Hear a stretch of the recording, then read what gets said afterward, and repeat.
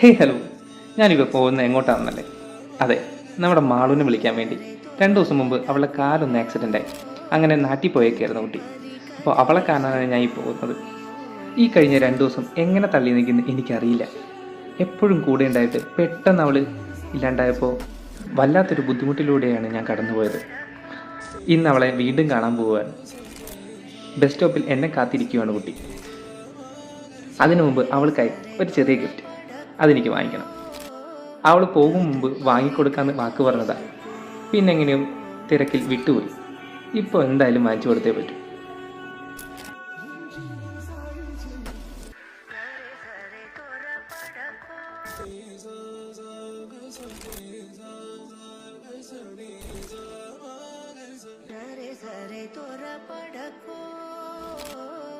तदुपरि कथय